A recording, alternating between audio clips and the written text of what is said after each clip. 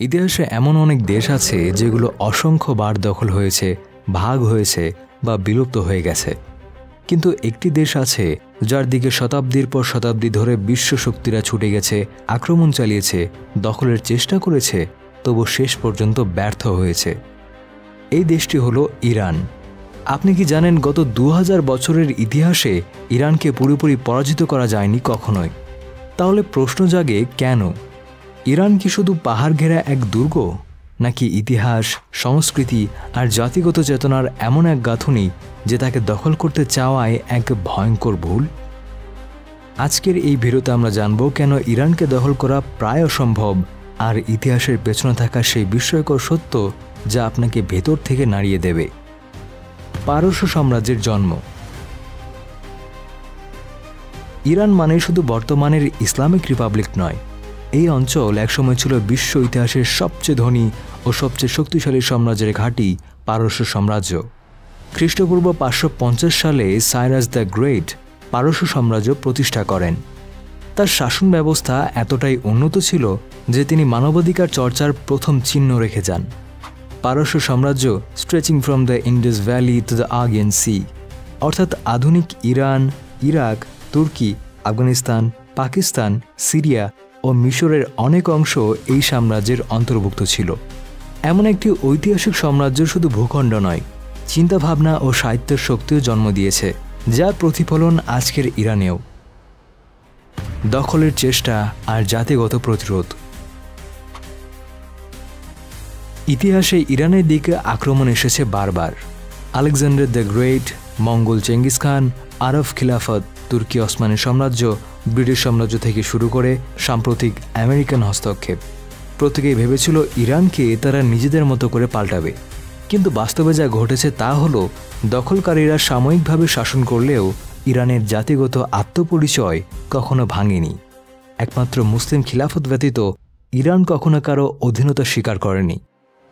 আরব ইসলাম এনেছে, কিন্তু ইরান ইসলামকে নিজেদের সংস্কৃতির মতো করে নিয়েছে।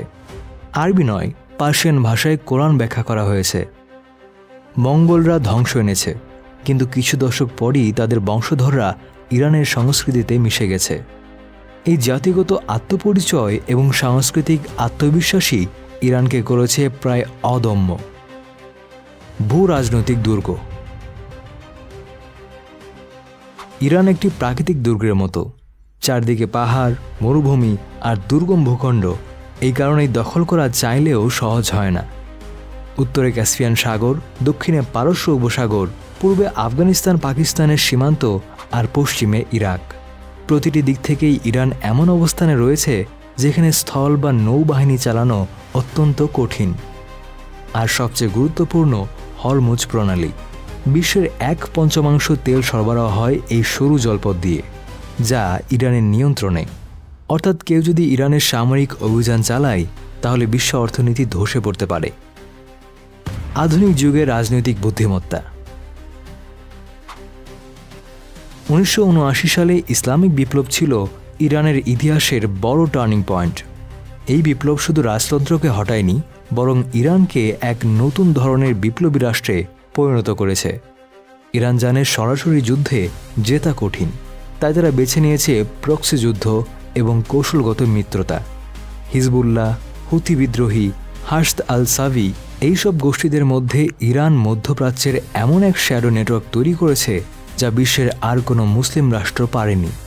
আর সবচেয়ে বড় বিষয় হলো, ইরান কখনো কারো হয়ে যুদ্ধ করে না, বরং নিজের স্বাধীন কূটনৈতিক নীতি অনুসরণ করে। ইরানিদের জাতীয় চেতনা। বিশ্বে খুব কম জাতি আছে যারা দাসত্বকে এমন তীব্রভাবে ঘৃণা করে যেমন করে ইরানিরা। তারা বারবার দখলের শিকার হলেও প্রতিবারই ফিরে এসেছে নতুন রূপে, নতুন শক্তিতে। এই চেতনার জন্ম নেয় পরিবার, ভাষা আর ধর্মের মাধ্যমে।